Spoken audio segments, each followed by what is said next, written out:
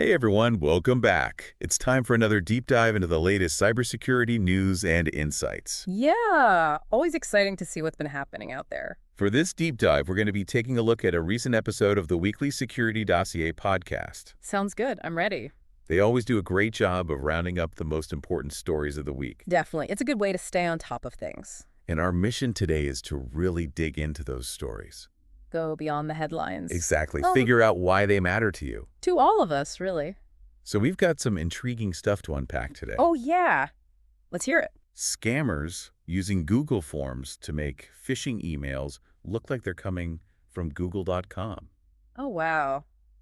That's tricky. A race-conditioned vulnerability in Apache Tomcat that could let someone remotely take control of your system. Yikes. Definitely don't want that. And even some insights into how experts are thinking about the security of AI. AI security is a whole other can of worms. It is for sure. Okay. But let's start with that Google Forms scam. Okay, lay it on me. So basically, scammers are using Google Forms to create phishing emails. Okay. And because Google Forms is hosted on Google.com, the sender's address in the email actually shows up as Google.com. Oh, I see. So it looks totally legit. Exactly. It Yeah. completely bypasses those usual red flags we look for. Like misspellings or weird domain names. Right. And people inherently trust Google. We use their services for everything. Email, search maps, you name it. So when we see that Google.com in the sender field, we're much more likely to let our guard down. And that's exactly what the scammers are counting on. This is classic social engineering, preying on our trust to manipulate us. And it can have devastating consequences. They mentioned an article by Brian Krebs, How to Lose a Fortune with Just One Bad Click. Oh yeah, I've heard of that one. It's a chilling reminder of how easily we can fall victim to these scams. Definitely need to add that to my reading list. You should. It's a real eye-opener. Okay, so let's move on to that Apache Tomcat vulnerability. The one with the race condition? Yeah, CVE 2024-56337. It's described as a remote code execution vulnerability. Which in plain English means Someone could hijack your system from afar. not good. Not good at all. And what makes it even more concerning is that it's linked to a previous vulnerability, CVE 2024-50379. Right, because of that race condition. Can you explain what a race condition is? Sure. So imagine you have two processes, both trying to access and modify the same resource at the same time. Okay, I'm following. Like two people trying to edit the same document simultaneously. Ah, I see where you're going with this. The outcome depends on which process finishes first. And that can be unpredictable. Exactly. It creates a window of opportunity for errors, or in this case, a security vulnerability. So in the case of Apache Tomcat, This race condition can allow an attacker to exploit the system, and gain remote access. potentially taking full control. So the bottom line is, Update your Apache Tomcat installations ASAP. patches are available. Don't wait to apply them. This is serious stuff. All right, moving on. Let's talk about the espionage activity targeting telecoms. This one sounds like something out of a spy movie. It does. The Cybersecurity and Infrastructure Security Agency, CISA, released a publication about it. They did.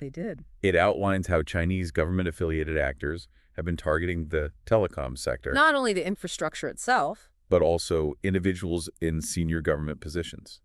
So it's a two-pronged approach. It seems like something that would only affect high-level officials. But think about it. We all rely on telecommunications. True. It's how we connect with each other, How we access information, how we do business. disrupt that, and the impact is massive. It's a critical part of our digital lives. And the targeting of high-profile individuals suggests they're after sensitive information, Which could have implications for national security. affecting everyone in the long run, It's a sobering reminder of how interconnected we all are. and how vulnerable we can be. Okay, shifting gears a bit. Let's talk about detection data models. Those are interesting. The podcast mentioned an article about a simplified approach to using them. Oh, yeah, I saw that one. So can you explain what these models are all about? In a nutshell, they're a way for cybersecurity professionals to identify attack techniques. By sifting through tons of data. Exactly. It's like finding a needle in a haystack. And this simplified approach is designed to make them more user-friendly. Especially for organizations that might not have dedicated cybersecurity experts. So it's like a specialized tool for threat detection. It helps you spot those telltale signs of malicious activity. That's pretty cool. And finally, we have trust and safety of LLMs. Ah, yes. The world of AI and its potential risks. With tools like ChatGPT becoming increasingly popular. It's a hot topic for sure. So what are some of the concerns around LLMs? Well, one major concern is their potential for generating harmful content. like spreading misinformation or creating convincing phishing emails Exactly. They could also be used to manipulate people. by producing biased or misleading outputs, And then there's the risk of malicious use. like spreading propaganda or crafting sophisticated social engineering attacks. It's a double-edged sword. Powerful technology with both positive and negative potential. The key is to find ways to mitigate those risks. And the podcast mentioned a paper that offers some recommendations for doing just that. It emphasizes the importance of building trust in LLMs By addressing these vulnerabilities head-on, through robust security measures, ethical guidelines, and ongoing research. so we can ensure these technologies are used responsibly and safely. It's an ongoing challenge, but a crucial one. Absolutely. Before we move on, let's do a quick recap of those top cybersecurity and data privacy updates from 2024. Sure thing.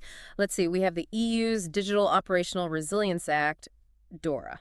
Dora, got it. This is all about making sure organizations are prepared for cyber attacks and disruptions. So they can withstand and recover from anything. Precisely. Then there are the new voluntary cybersecurity certification schemes in the EU. Like a seal of approval for cybersecurity. Exactly. It allows organizations to demonstrate that their products and services meet certain security standards. Building trust and transparency. And finally, we have the FCC's voluntary cybersecurity labeling program for Internet of Things devices. This one's all about helping consumers make informed choices, By providing clear information about the security of connected devices. so they can prioritize security when making purchasing decisions. It's a step in the right direction. For sure. We've covered a lot of ground here, but there's more to come. We'll be back in a moment to discuss some valuable resources for staying informed and managing the information overload in the cybersecurity world. Stay tuned.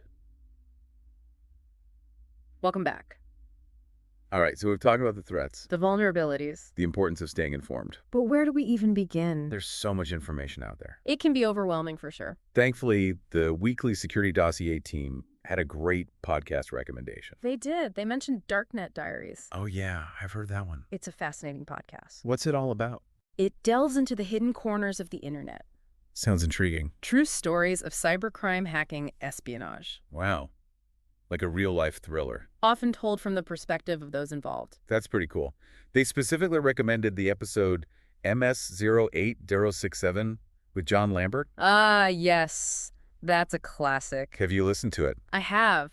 It's the story of a critical vulnerability in Windows Oh, wow. that was exploited to spread malware globally. So a single vulnerability. It had a massive real-world impact. It's a good reminder that cybersecurity is about more than just technical details. It's about the human impact. The consequences of these events, Darknet Diaries does a great job of humanizing those stories. making it relatable for everyone. Definitely. And speaking of feeling overwhelmed, The constant barrage of information. they brought up something that really resonated with me. What's that? The struggle that many cybersecurity professionals face. With the sheer volume of information coming at them, Emails, Slack messages, news alerts, it's nonstop. like trying to drink from a fire hose. Exactly. And they recommended a book that might help. Oh, which one? Atomic Habits by James Clear. I've heard of that. It's about building good habits. And breaking bad ones. But how does that apply to cybersecurity? Well, the core idea is that small, consistent changes over time, Can lead to significant results. instead of trying to overhaul your entire workflow overnight, You focus on building sustainable habits. to help you manage information overload and stress, So instead of trying to read every email as it comes in you set aside specific times to check your inbox. and prioritize messages Exactly. Or create a system for filtering out the noise. and focusing on critical alerts It's about finding what works best for you, and building habits that improve your productivity. ultimately making you more effective in your role. So it's not just about the technical skills. It's about the mental and organizational skills, too. It's about managing the human element of cybersecurity. Exactly. And I think that's a really important takeaway. It is for sure. Well, we've covered a lot of ground in this part. From podcast recommendations to habit-building strategies It's all connected. in the grand scheme of cybersecurity, Stay tuned for our final part where we'll wrap up our deep dive. and leave you with some final thoughts to ponder. Sounds good. I'm looking forward to it. Taking a step back here for a second, and we've talked about a lot of pretty serious stuff today. Yeah, definitely. Some heavy-hitting topics. Did you find the tone of the Weekly Security Dossier episode itself to be, like more optimistic or more pessimistic about the state of cybersecurity these days? That's a good question. You know, I didn't really get a doom and gloom vibe from them. Right. They definitely acknowledged the threats out there, Uh-huh. but they also highlighted the innovation and the collaboration that's happening. They did. They did. I mean, even just talking about that simplified approach to detection data models, Yeah. it shows how people are really working to make these tools more user-friendly. Right. Make so you don't have to be a hardcore security expert to benefit from them. Exactly. And I Yeah. think that's encouraging. It is. And I think focusing on atomic habits is a good sign too. Oh, absolutely. Like, it's easy to get overwhelmed by it all. So easy. But remembering that we can make small changes, Build those habits over time. it can make a big difference. It really can. So, yeah, overall, I'd say I'm feeling cautiously optimistic. Me too. There are definitely challenges ahead, Oh, yeah, for sure. but there's also a lot of smart people working on solutions. And a strong community coming together to share knowledge and support each other. Exactly. That's what gives me hope. Well said.